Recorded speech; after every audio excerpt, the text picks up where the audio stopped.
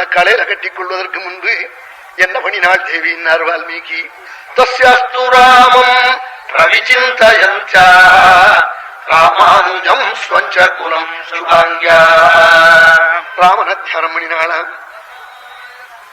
எப்படி தியானம் பண்ணினான்னா சிந்தயந்தியாக விசிந்தயந்தியாக பிரவிசிந்தயந்தியாக ராமம் பிரவிசிந்தயந்தியாக தஸ்யாஸ்து ராமம் பிரவிசிந்தயந்தியாக.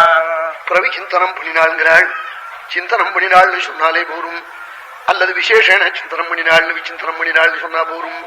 பிரவிசிந்தயந்தியாக காலிலிருந்து தலை பர்யந்தம் பிரபு அப்படி ஆபாத மஸ்தகம், யோகித்யயமான சரணம், மங்களமான ஜானு, திவ்யமான ஊரு, மறை உருவி, அற்புதமான உதரம், விருந்ததான மார்பு, ஆச்சரியமான கண்டம், மங்களமான வாக்கு, கல்யாண கட்டாட்சம், இருந்ததான பாலம், அற்புதமான ஜட, இப்படி தியானம் பண்ணினாளாம் ஆபாத மஸ்தகம்.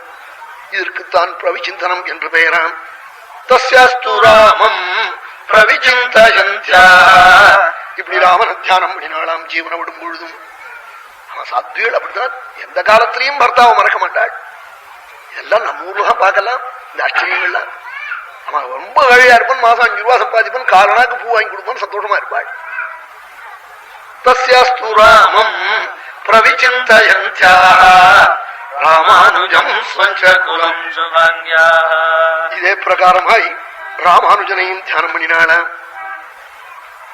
வால்மீகி ராமானுஜன் சொல்றாள். இங்கு லட்சுமணனை என்று சொல்லலாம், சௌமித்ரம் என்று சொல்லலாம். ராமானுஜன் சொன்னாள். என்ன அர்த்தம்னா, என் ராமன் எப்படி ஏகபத்னி விரத சரணோ அப்படிப்பட்ட விரதம் உள்ள ஒரு பாகவதனை போய் நான் நிந்திச்சு சொன்னேனே, அது எதுல கொண்டு போய் விட்டு தெரியுமா, சுருக்கிட்டுக்கிற மட்டும் விட்டு கொடுத்தேன் நாளா. தஸ்யாஸ்து ராமம் பிரவிசிந்தயந்த்யா ராமானுஜம் ஸ்வஞ்ச குலம் சுபாங்யா. தெய்வம் ரொம்ப தெய்வத்தை எதிர்த்து விட்டா கஷ்டித் தெய்வேன சௌமித்ரே யோத்தும் உற்சாகத்தே புமான். தெய்வத்தை எதிர்க்கிற ஆள் உண்டான்னு கேட்கிறாள் சுவாமி.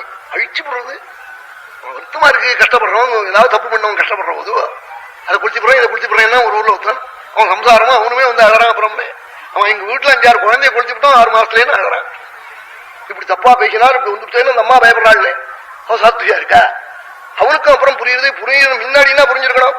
ஞானவாசிட்டத்துல சொன்னார், துக்கம் வந்த போது அழறியடா, பாபம் பண்ண நிக்கிறடா, அழுதுருக்கடா, அப்ப சிரிச்சியடாங்கிற. ராமானுஜன தியானம் பண்ணினாலாம்.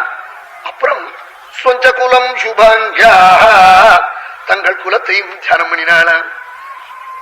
ஆஹா, பிரம்மவித் குலத்தில் பிறந்து சுருக்கிட்டு யாரோமே.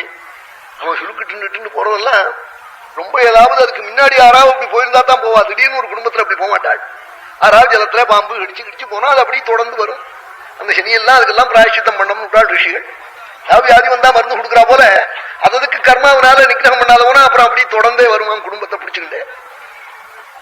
அப்படி தியானம் பிரம்மவித் குலத்தில் பிறந்து சுருக்கிட்டு சாரேனேன்னு தங்கள் குலம் முழுமையும் நினைச்சாளா அப்பா அம்மா முதலியவர்களை. ஸ்வஞ்ச குலம் சுபாங்யா.